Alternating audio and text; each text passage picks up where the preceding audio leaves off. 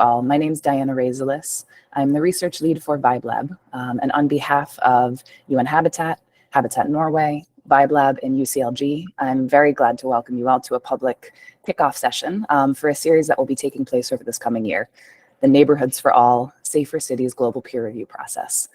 So over this next hour, we'll hear from the partner organizations in this process, and we'll introduce some of the key topics and the structure of the peer review process happening in 2023 and 2024. I will flag that this meeting is being recorded and transcribed, so recordings will be made available afterwards. And please feel free, for those who are just joining, to introduce yourself in the chat, as some folks are already doing here. So first, I'm very glad to introduce the chair of Habitat Norway, Erik Berg, former Norwegian ambassador to Eritrea and country director in Bangladesh for Norwegian Aid. And he'll be sharing remarks via video that Lutz is going to go ahead and share right now.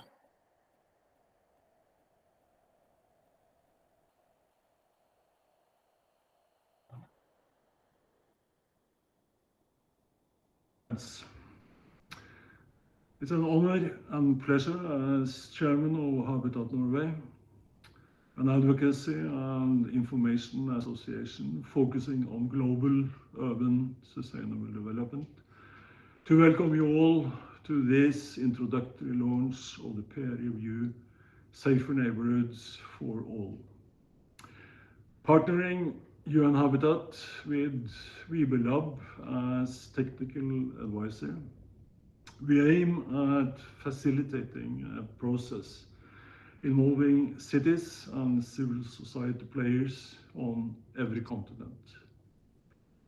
We will do this through 4 global webinars where we work our way towards the World Urban Forum in Cairo, November 2024.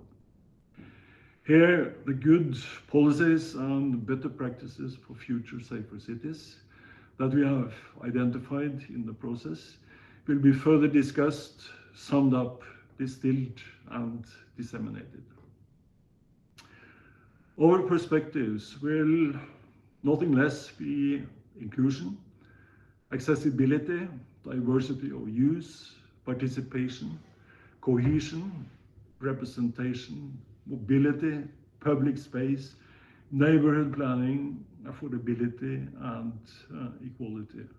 To quote from the concept paper that the review process is based on. Urban safety and security is a major source of concern for citizens all over the world. We are calling for concrete action against organized crime and terror, as well as steps to prepare for possible new pandemics. The recent COVID-19 exacerbated urban vulnerabilities and local safety and security issues at neighborhood level and in public spaces. It saw exponential increases in gender-based violence. At the same time, it also demonstrated the central role of cities in protecting citizens and building urban resilience in innovative ways. It is such innovations that we hope to identify, develop, and disseminate through the peer review. Particularly inspiring, and this just as examples, is and was the creativity of grassroots movements such as the neighborhood militias in Washington, D.C., promoting kindness, help, and care. The 6,700 food distribution centra in the Philippines, and the hand-washing project in Matare, Nairobi, promoted by young people reaching out to thousands of dwellers. The webinars we are organizing will explore and share the common wisdoms of better policies and practices of states, local governments, civil society, academia, and business. This will take place in plenaries, in breakout groups, bilaterally or trilaterally, city to city or association to association. Also paying attention to the underlying causes and impacts of the global context. A website for dialogue and discussion will be set up. We will adopt a human security perspective concerned with the safety and security of people rather than that of states, and highlight issues that can be addressed through appropriate urban policy, planning, design, and governance.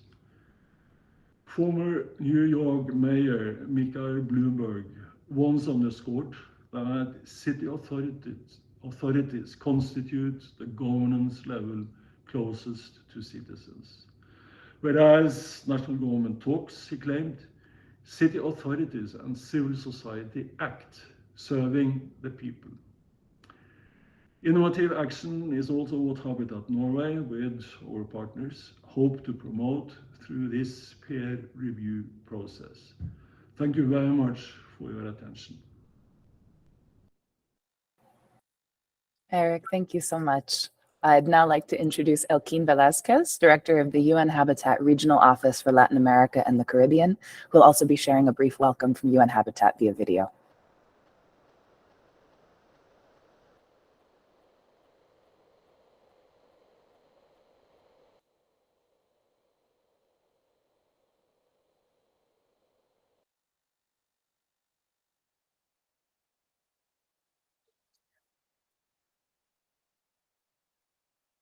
Good morning from Rio de Janeiro.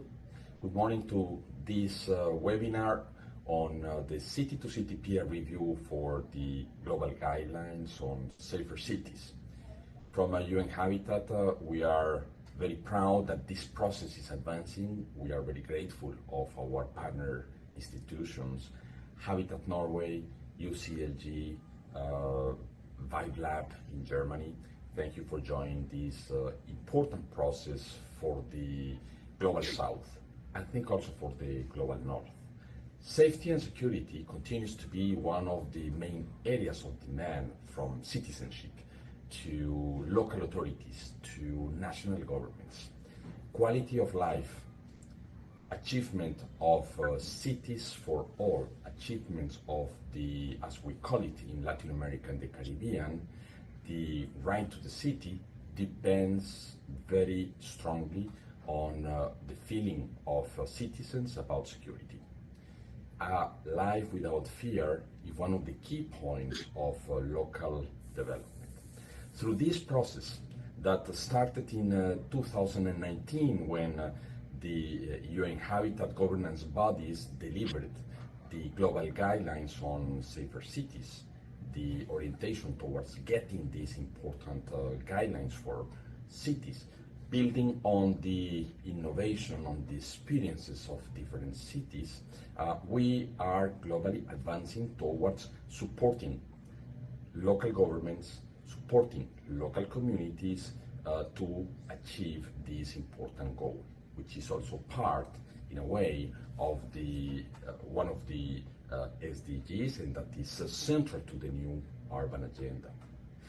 Our executive board, composed by 36 member states, representing 193 member states of the United Nations, have also asked to validate and to feed this process of implementation of the global guidelines with the very important experiences and innovations around the globe.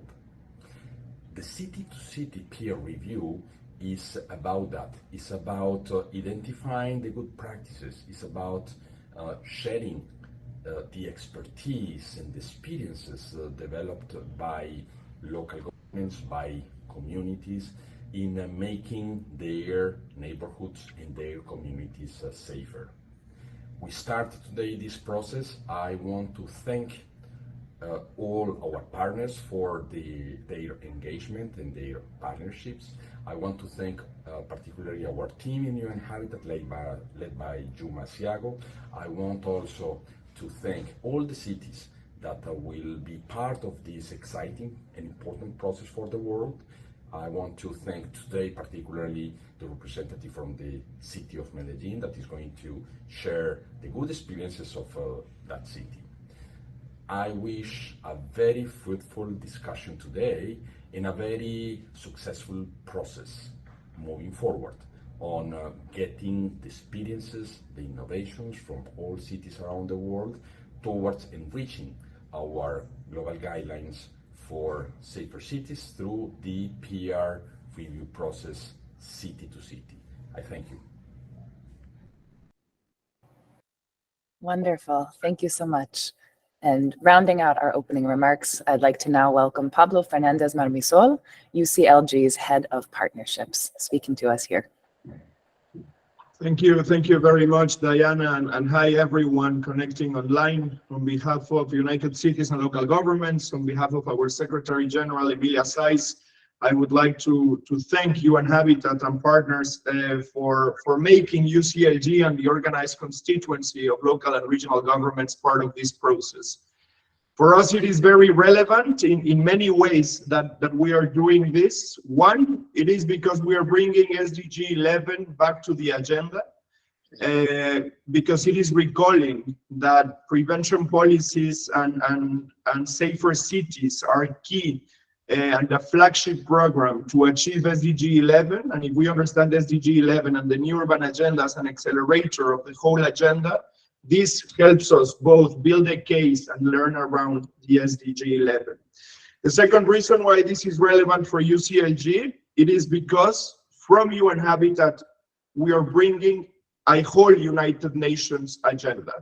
It is not a minor thing that these are a UN system-wide guidelines on safer cities and human settlements. It is bringing, as my predecessor said, the right to the city back to the UN system-wide processes. It is bringing public space, feminism, and caring system back to the whole development agenda. And there is no better way of doing this than with co-creation. And the spirit of this peer review process and the city-to-city engagement with a member state-led process is of relevance and to be celebrated. So from UCLG, we thank UN Habitat, we thank Juma, Assiago, and colleagues for organizing this and for bringing the human security aspect to a UN system-wide initiative.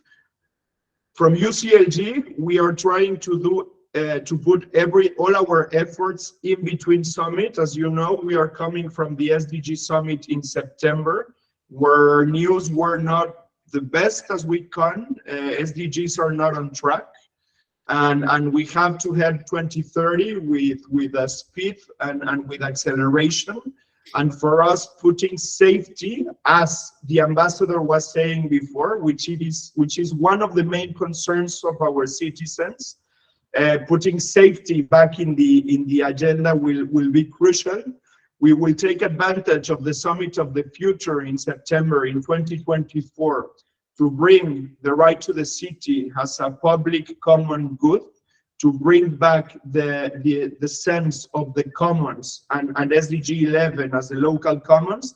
And with this, we will go to the World Urban Forum in Cairo with deliverables.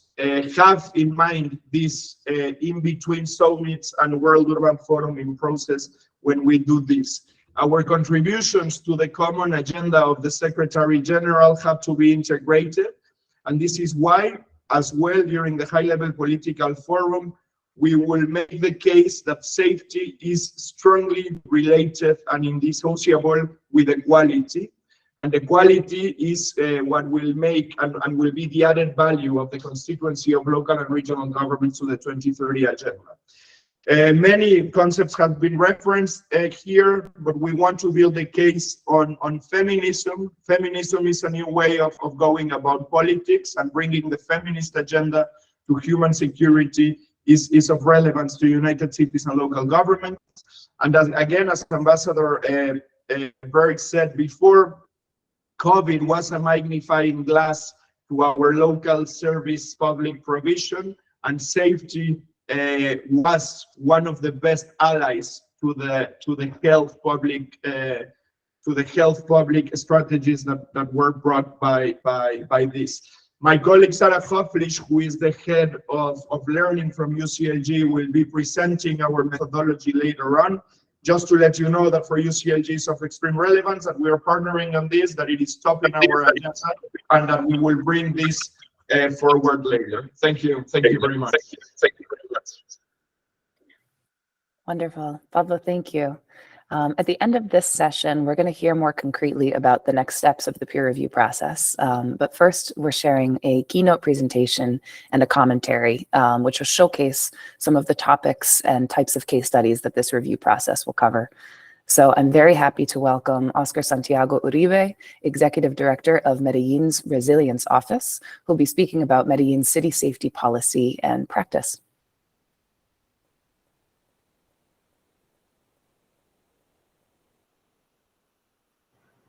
Perfect. Good morning, everybody. Can you all hear me? Yes. Perfect. Thank you so much. And are you seeing the presentation? Yes, we are. Yes, we are. Perfect. Thank you so much. So I'm going to speak about the experience of our city, Medellin, and focus on neighborhood-centered urban safety and resilience. I'm an anthropologist by training. I was a visitor scholar in 1996 in South Africa at the Wits University in Johannesburg, learning about conflict resolution. And currently, the head of the Resilience Office, which is a non-profit organization. We were part of the 100 Resilient City Network, supported by the Rockefeller Foundation, and with a single aim to create a network of cities to share knowledge and expertise and practices that will enable us to improve our own public policies. So a big question mark before I jump into the subject is, do we all know Medellin? And when I try to explain about my city, we always get images that they've been on TV or in the films that portray Medellin from the drugs perspective, narcos, Pablo Escobar, the horrendous impact of violence in our lives, shown by Botero, one of our greatest artists. You have heard about the number of killings that took place in our city during the 80s and the 90s.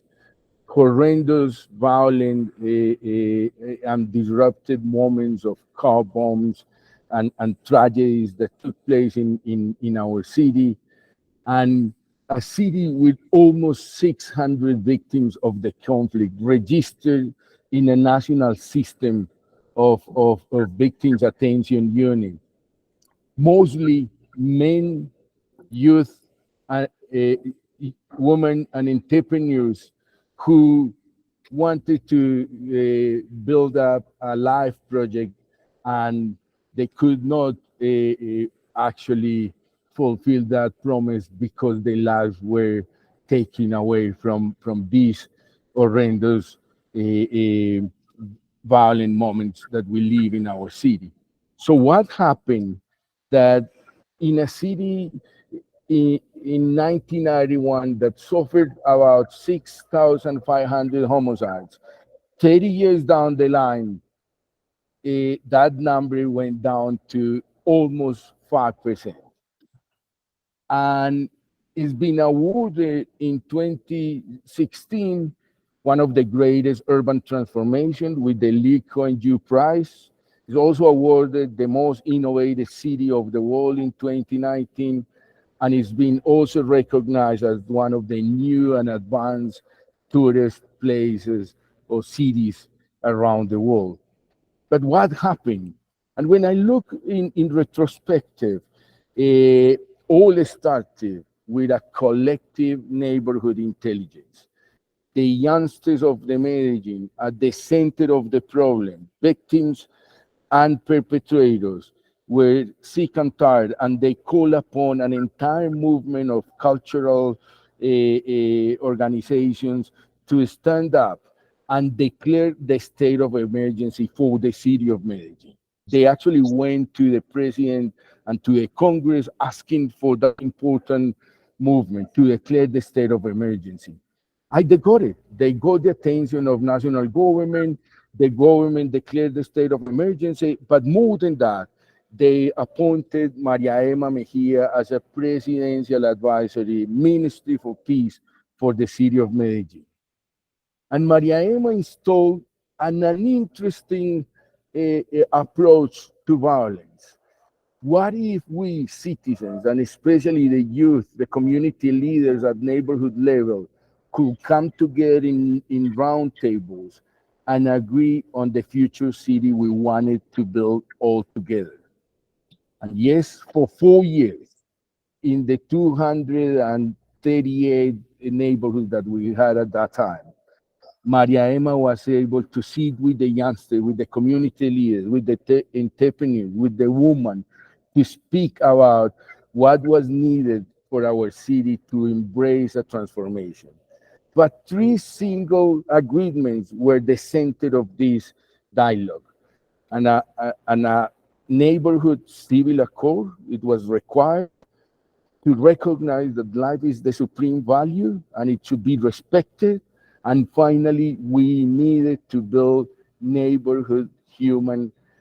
needed to build a human capital at neighborhood level.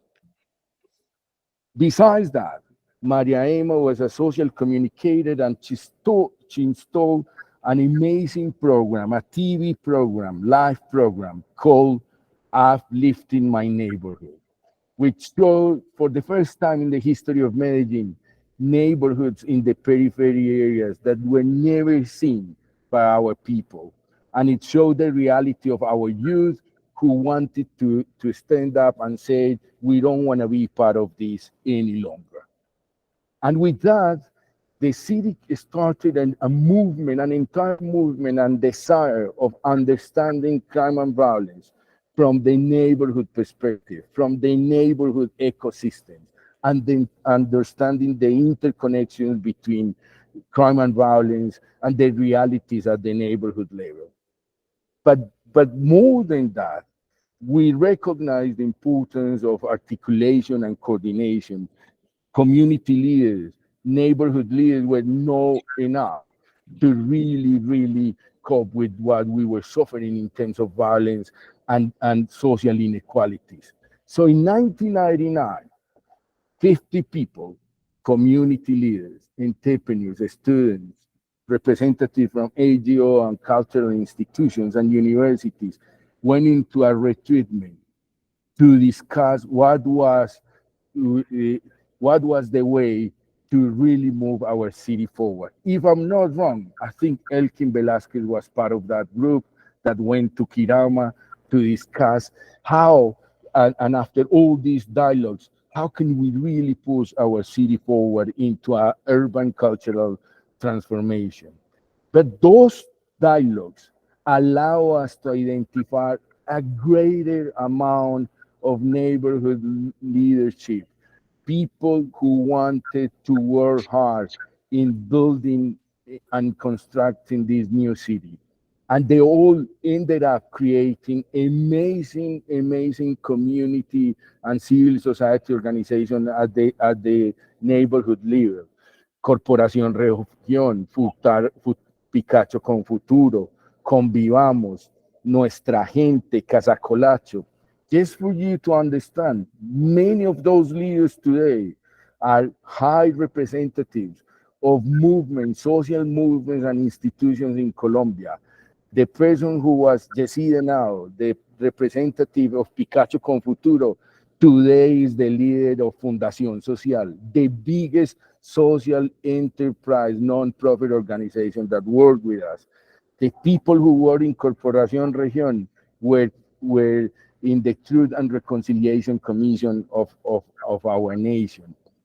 But with leadership, with articulation and coordination, and then understanding of how the neighbors were actually facing these realities, we needed more than that. And it was an entire declaration on evidence-based spatial analysis at the neighborhood level. And that's why, and this is when UN Habitat and Elkin form part of this, we actually created a multidimensional life quality index that we measure every 2 years to understand what are the social conditions of our neighborhoods and see the root causes of violence and crime. And clearly, when you look at unemployment, when you look at income per capita, when you look at youth higher education access, is an entire recognition of a city, of the tale of two cities. One that gets opportunity and the other one that doesn't have opportunities, and most of them were involved in and were facing issues of crime and violence. And after all this evidence that was built upon knowledge and understanding the neighborhoods, the city embraced the construction of public policies. A public policy on safety, security, and social cohesion, a public policy on urban and social integration, and at the center, a public policy on citizenship culture, how we could become better neighborhoods, better neighbors, and how could we become better citizens of our city.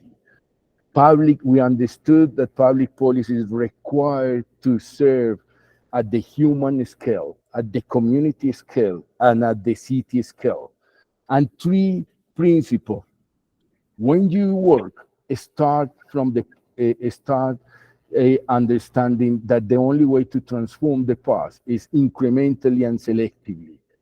So start small, and that's what we start. We created the PUIs, integrated urban plans, focus on specific neighborhoods, to consolidate the human and economic development of those townships, of those slums, the way we call it, or those informal settlements, with housing, with economic corridors, with education and cultural opportunities. And in 4 years, the whole human resources and capital of the city was focused on only one district. 53 projects were delivered there, like libraries, like children care centers, schools, more cultural centers and libraries, economic development centers at community level, like the one you're looking at there, that allow the youngs to get new opportunities to become entrepreneurs and to actually be away from gangsterism and violence. But finally, when we got evidence-based that the practice was actually working and it was actually helping us to reduce crime and violence, it was time to scale up. It was time to take the pools, not into only one district, but we scale up to 3, and today we've been able to replicate them about 18 times. Now we got not only one library, we got 26 libraries in an entire public libraries and in an entire network of library parks in informal settlements. Now, following the frequency and repetition, we don't have only just soccer fields and sport facilities, but we got the popular school of sports, where more than 600 community leaders help children and youngsters to get involved in sports and take away from violence and gangsterism. We have 21 UAs, Unidades de Vida Articulada, articulated life units, that transform our towns in public spaces where people can really have services of culture, recreations, sport, but a public space for all. We have 5 public universities built with our own money, from the money of the municipality, to create opportunities of higher education for our youngsters. Of course, police was important, and centralized effort of policing was at the center, but also 5 community house of justices to bring to bring justice and policing closer to the communities, so they see police as a friend, not as a threat, and the only way that they actually face and experience a state in the first time. We have community policing, engaging people, but most importantly, an entire academy offered by Afid University to transform police in agents of human rights. Today, Medellin is one of the cities with the lowest indicators of police officials getting killed and the police with the lowest indication of police killing people. And that's human security, because human security is allowing your city going through a social, urban, and a cultural transformation. But we still have major challenges. Only last year, Santiago Tobon, from the Center of Public Values of EAV, mapped 7 million extortions in Medellin. So the job is not done fully. And when you going to transform a city from the neighborhood level, you shouldn't lose your future and your collective vision. During the 90s, during those dialogues, the city declared that we wanted to be an innovative city, that we wanted to be an educated city, that we wanted to be a tourist destination. Why? Because we want our youngsters to be part of that vision, to be integrated, not to feel that we're leaving them behind. So finally, to answer your question, city are not infrastructure and are not buildings and roads. Cities are people who live in neighborhoods. That's why neighborhoods are so important. And what gives me hope, when I go around the world, I see amazing practices like the Reconcile Cafe in New Orleans that allows youngsters to learn and to get a degree on culinary and to get opportunities for jobs. Or when I go to Chicago and I see Becoming a Man, round table of youngsters discussing of the role of men and manhood, because they understand the importance of that in building new cultural relationships. Or when I go to Bristol and I see Empire Fighting Chance defeating violence through boxing therapies. Or when I go to Cali and Palmira and they got Pasos in Palmira, a social integration program for the children and the youth. Or in Cape Town, the city support program trying to transform the township through township economic development. Or why we all gathered together in networks, because we need each other, because we need to prove that whatever city learns together is stronger than anything. Because a good practice is focused on single challenges, on evidence-based, is inclusive, is innovative. You can quantify the resources, is transparent, allows you to understand the mistakes. You can replicate, you scale up, and able to scale up, adaptable. But what is more important? Inspire new actions. So, if you want to see one of the most innovative cities defeating violence today, don't come to Medellin. Go to Recife.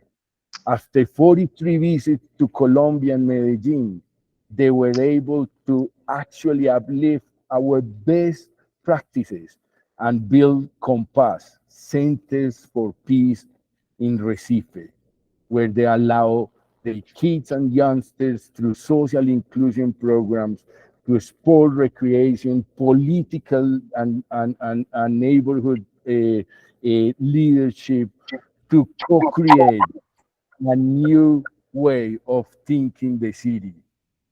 And finally, for all of us who are working on city planning, focusing on safety and security, we need to work, listen and hear and read in our cities, so we will be able to bring resilience, to move our cities from fear to trust, to really bring a cultural change into our cities.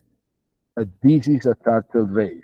It will go step by step, slowly, and it will probably take us decades. But let's start today. Thank you so much. Thank you so much for that case study and those principles, and thinking also beyond from one city to many others. Fantastic. Shifting gears, I see there's a hand raised. If folks would like to place questions in the chat, I'll be sure to come back to those at the end. But shifting gears right now to focus on safety at night, I'm handing it over to Lutz Leichsenring, who's co-founder of VibeLab, as well as spokesperson for the Berlin Club Commission. We'll be sharing a short commentary on the links between safety and nighttime urban policy.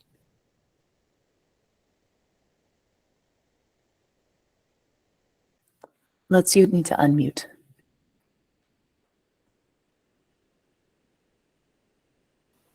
I hope everybody can hear me now. Yep. Thank you very much. Dear guests and fellow advocates for safer cities, I'm usually based in Berlin, but currently in Brazil for the World Cities Cultural Forum. I'm really happy this program is starting now, after we were able to discuss the topic of nighttime safety for the first time on a panel at the World Urban Forum last year in Katowice. But let me start with a short story that I experienced here in Sao Paulo. Last weekend, we organized a night tour in this vibrant city for 30 city delegates from all over the world. Venturing out to explore Sao Paulo after dusk, we saw that the city's bars, cultural spaces, restaurants, and clubs are more than just entertainment venues. They were safer spaces where people from diverse backgrounds came together to celebrate life. However, the safety we felt within these establishments didn't always extend to the streets. In certain areas, especially during the late hours, relying on taxis became a necessity to ensure a safe commute.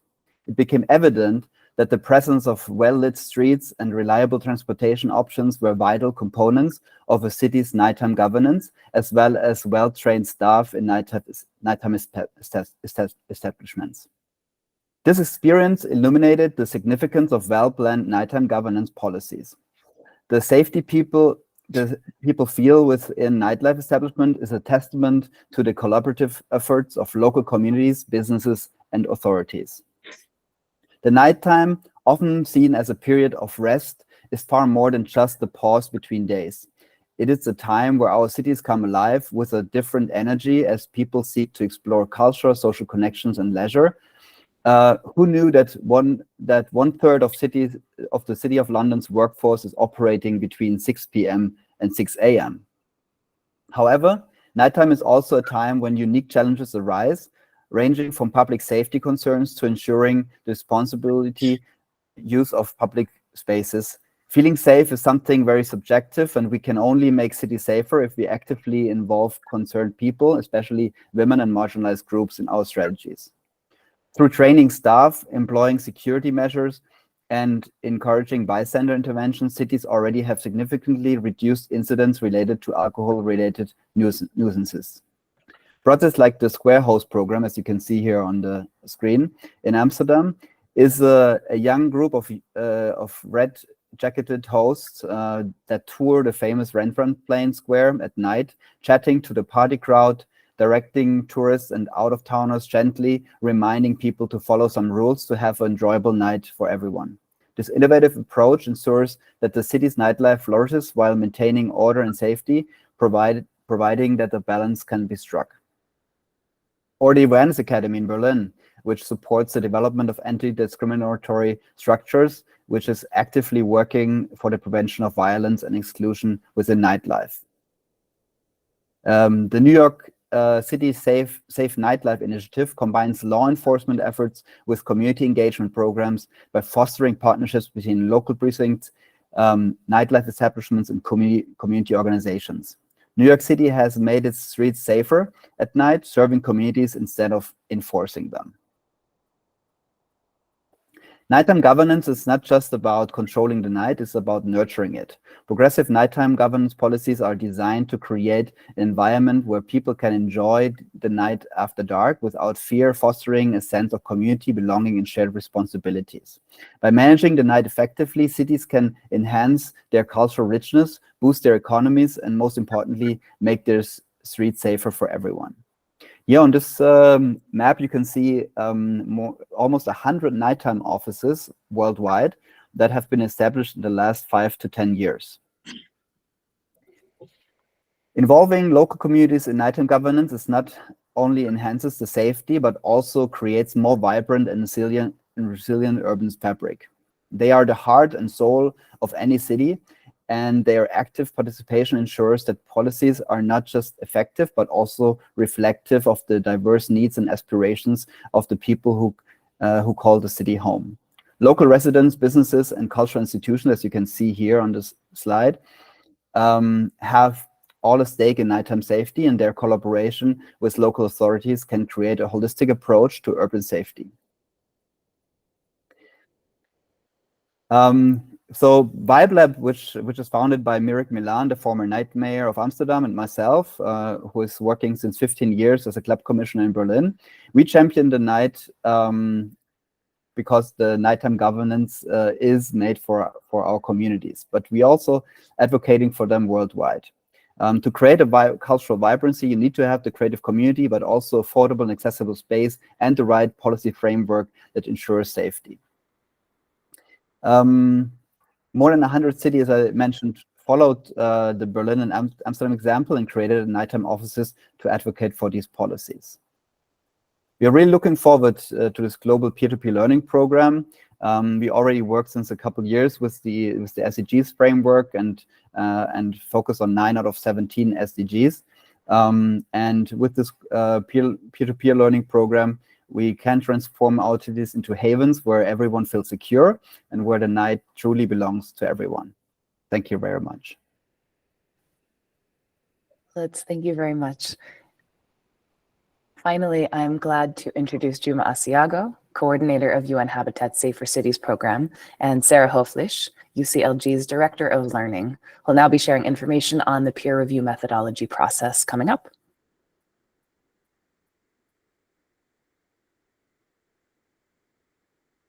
Thank you very much. Diana, can you hear me? Yes.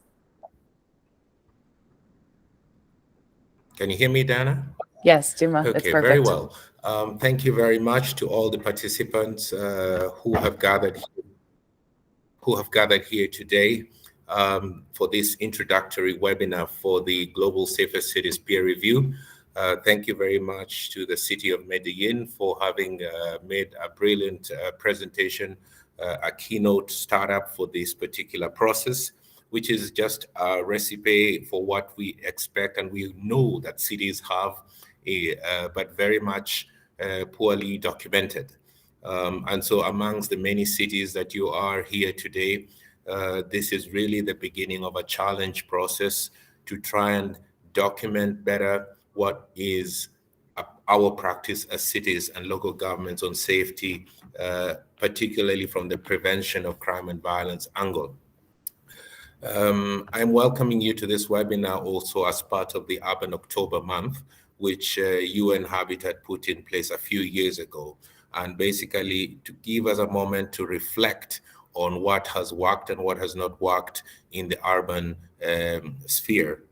Indeed, safety and safety policies of municipalities have been one of the key innovations that has happened within an urban development spectrum. And as we look to 2030, taking the challenge that Pablo provided us at the beginning of this, cities are way, way behind. Countries are way, way behind the targets and indicators that they set in 2015 to be achieved by 2030. One, of course, of the visions was to make cities safe. And if we understand what that means from our different perspectives, we will understand to the extent that we need also to define a clear set of indicators. Of course, understanding that there is no one-size-fits-all solution, but to enable us to improve the quality and consistency of our policies and programs. This webinar is taking place 1 year before the 12th session of the World Urban Forum that will take place in Cairo, Egypt. And that also is an opportunity for us to really celebrate the practices that we have. And it is our aspiration from this webinar processes to enable cities in 1 year's time to have a documented report as a beginning of what has worked based on their own peer review of each other's practice. The aim of the peer review itself is to facilitate an exchange of ideas and solutions on the activities that are carried out by some select host cities that we will identify hereafter for the first webinar that will take place on the 12th of December this year. And then will be followed by a series of 3 other webinars in the year 2024. These cities that will be under review will be selected based on an acceptance form that you all filled, detailing the policies and practices that you have, and to the extent providing us also the necessary references of products that you have achieved over the past years that make you as a spotlight city, as a city where others can come to, not only to gather the knowledge of what has worked and not worked, but to initiate a learning process, draw out the innovations, and inform the integrated solutions for the year 2030. The webinars, of course, will be defined have already been put in place with a set of predefined activities that has been really discussed with 2 or 3 of the partners in the global network called Safer Cities, led by Habitat Norway and VibeLab. But of course, are also taking into account the lessons that we have gathered in prevention over the many years. And I would signal out no one better than Professor Arvind Wala, who's in this session, who has for many, many years been advocating for the science of what has worked and not worked from the University of Ottawa, Canada. And so with him, and of course with others like yourselves, we hope to have a very inclusive process between now and 12th December in identifying what is that we would get from the cities that have gathered here together to best articulate your learning and your drawing out of innovations. Of course, from the United Nations side, we come to you with a set of principles and practices that member states have agreed in 2019, as was mentioned by Elkin Velasquez at the beginning. This UN system-wide guidelines on safer cities and human settlements is really taking into account 3 decades of work of what cities have been able to achieve and what we think are part of the integrated solutions to sustainable urban development. I have no better person to really speak to the learning process than Sara Hoeflich from UCLG, who has over the years been helping cities with a very robust peer review methodology on various topical areas, and who, with the institution of the United Cities and local government, provide us a huge asset and a huge resource in terms of how we will outline the process hereafter. I will, with no further ado, invite Sara Hoeflich to really present the learnings and the background and the methodology that potentially could take off from here. Thereafter, I will welcome each one of you as cities present to bilaterally engage with even more information that you may have between now and the 12th of December, to make sure that the first webinar that we do on the 12th of December, which is a substantive webinar, will actually meet your tailored needs. I thank you. Over to Sara. Thank you very much, Juma. And it's a real pleasure to see many familiar names, starting from Erik, but also many of the cities I know well. So it's a pleasure to greet you all and to tell you a little bit about our experience on peer learning in order to give some light into the process we are constructing collectively. So I will share my screen.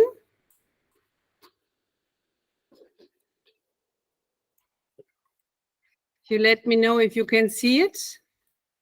It's okay? Yep, we see your PowerPoint. Good. So, yeah, I will just very shortly go through what Juma was saying, the process, how we have been constructing peer learning to get some more organized, more structured, and of course very applicable process. So we in UCLG, we have our internal strategy is like the power of we. So we try, as Pablo already said, we try to connect all the global agenda, all the work we do with UCLG, and always keep it in the field, in the practice, in the departments, and of course with the political leadership of all our members. And this makes the need of UCLG working very broad and in many topics, but at the same time to have strong methodologies that help us to keep the car going, and to be able to really always have examples on hand to work with evidence, and of course to create empathy, which is one of the most important pieces when we talk about learning. So we have been starting all this process a long time ago. I think with Juma we coincided in one peer learning on public space in Durban. But the objective have not changed that much. So what is objective of peer learning is solving specific challenges or problems, benchmarking to inspire change. I think the way how Oscar has presented, for example, or also Lutz, it is about benchmarking and gaining other forms of peer support, which are more operational and more quick. Then, of course, the participants, there is a particular attitude. So when it comes to learning, we talk about an attitude of openness, of applicability, of connecting to own experiences. And that's why one of the major work of peer learning methodology are the preparation of participants to be open, not only to speak about good practices, but to address problems and to work around a problem and look for problem solving.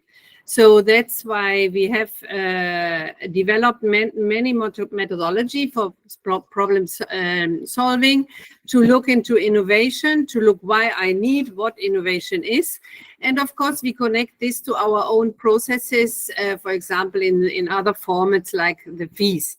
But we also work much more now with partners. So we test collaboration, we develop new tools, we mobilize local government on specific topic, and we create strong communities of cities. So I will give you some examples on the methodology. Of course, first part, and I think on safer cities is very important, which are the main stakeholders, because they are, for example, Lutz, you reported on police, how you work with police. This is very particular stakeholders, as there are probably also other stakeholders. So having this clear who are the influencers of the processes is very different in all cities, but there are methodology to organize the stakeholder mapping. Other methodologies very interesting to apply are field visit. This is of course not every time possible, because not all peer learnings are in place, but even though, for example, a public space audit can be done by each city, and later we share results online. So it's very important to live also the experiences, and this is one important methodology we even now apply when we do, for example, political meetings, so that people are exposed to the practice and feel with all their senses. Another part is a peer review. So the peer review means I talk about a problem which is familiar to a group of peers. So this is a limited work of a group. Here you can see a peer review of mayors on local finances, and one mayor brought a particular problem which was discussed then with others. And here again, it's a preparation to have a process of the peer review, which is the counseling processes, but a lot of methodology in order to one, stick to the problem, and other, have the consultation and the counseling in a very disciplined and transparent way, in order to listen what all have to bring, so all the inputs. Other methodologies are games.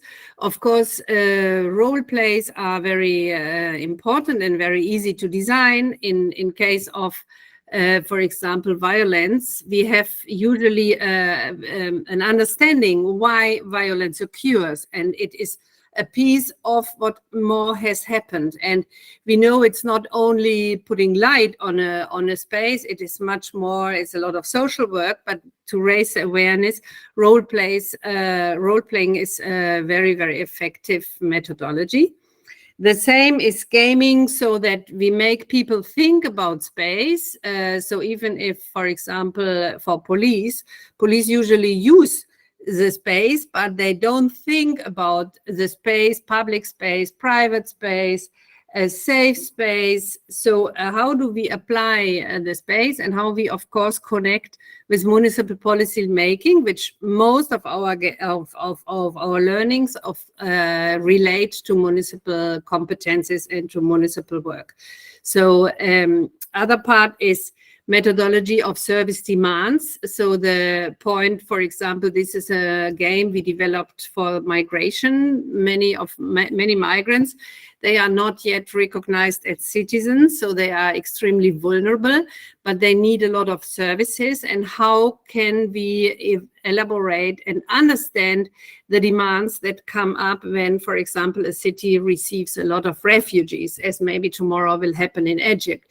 So here, of course, the services a migrant, a refugee, whoever will need are very diverse, depending on the population, on the sex, on the square, if there are children, if it's elderly, and this is using empathy to come to a city. So from here we developed a whole set of methodologies. Another one is reflecting on principle and practices. For example, we have done many peer learning and a series of peer learnings around inclusive cities and accessibility. And as you know, the inclusive city movement have 6 principles. So how these principles can be related to practices. And this is a peer gaming of 3 hours where we can where we use pictures that are familiar to many of the problems of the cities, and then make the participants work in groups around a particular problem. Another step for peer learning, which we emphasize a lot, which is very needed, and this actually is true, Juma, I do this since many years, peer learning notes, because of course we always have these incredible practices, as we just were listening. But we don't document them. Later, if they are documented, we don't find them. We don't relate them to our own work, to the institutional development, to our partnership. And that's why we always make this effort in documenting not only the cases, but also the context. And this is very relevant because it is a support for our agenda and our partnership. And finally, a point of reflection when we look on peer learning and peer learning as a modality. So I think we bring here together two parts. One is, of course, the need to work more inclusion, to work on violence, and many of our members ask us to do this. And the other part is also to make it effective, that the learning really reaches and the topic reaches the community. So here we have, for example, the EIP, the OECD, they did a study on one of our peer learning projects on migration, and they found it very interesting how a new challenge like the migration in Mediterranean basin, as you know, how this was absorbed and how the peer learning helped to get prepared for policy making that was unprecedented. So this was is very interesting. It is still, of course, a lot to do. We have to learn a lot. We are always halfway only. But if we want to have effective concepts for example, safer cities, we need to go to scale, and we need to really influence all the stakeholders and all the policymakers. And that's why a classical project methodology of, okay, I design a project and in 3 years I will deliver result in 5, 10, 20 cities is probably not the way forward. If we want to have a really big movement, we need to make peer learning massively. And yeah, here these are the points of what we have been learning, and we look really very, very much forward in working this with you, with the partners, and of course also for the webinars to come, to think a little bit more on how we could structure, because in the end it is a continuous circle process of creating knowledge, sharing knowledge, using knowledge, but of course anticipate the problems of tomorrow that we can already see today. And yeah, we are ready, I think, to support, and I look very much forward engaging more in detail on the topic of safer cities. Thank you. Thank you very Wonderful. much. Just before I hand over to Diana, this is just to underscore the flavor of content that is being brought to this table. I would urge each one of you to really look at these proposals that we have made in case you want to engage with us in terms of sharpening our peer review methodology. We would be very much happy to engage with you going forward. As you know, the world of prevention policies, as you've heard, even with the connections to nighttime governance and nighttime policies, and there are many other also confluences that safety has achieved, whether it's in the migration circles, whether it's in the natural and man-made disaster areas, whether it's in slum upgrading areas. Safety has become a very vibrant space for innovations. Please make sure that you can bring this to the forefront as much as we are trying to facilitate and coordinate. I think with that, I'd hand over back to Diana, and thank you all for being part of this initiative with cities coming from all regions of the world. Thank you. Yes, a big thank you to Sara and to Juma for this overview of what's to come. And thank you to all of our speakers today, and to all of you for joining us from all of the cities and countries that you're in right now. So on behalf of UN Habitat, Habitat Norway, VibeLab, and UCLG, a big thanks again for joining us. I'm going to put a couple of links here in the chat to stay up to date with the peer learning process. There is a Google form to fill out, and you'll continue to get updates from us. Meanwhile, if you have questions coming up after this call or things we weren't able to get to, please send an email to habitatnorway@gmail.com and hello@vibelab.org, and we'll do our best to get back to you as quickly as possible. We'll also be sharing a recording of this call so you can follow the slides and watch again. So I'll close just by saying, for cities who've applied to participate and submitted materials, please do save the date for Tuesday, December 12th at 2 to 4 p.m. CET, and stay tuned. So thank you again so much from all of us, and wishing you a great rest of your day.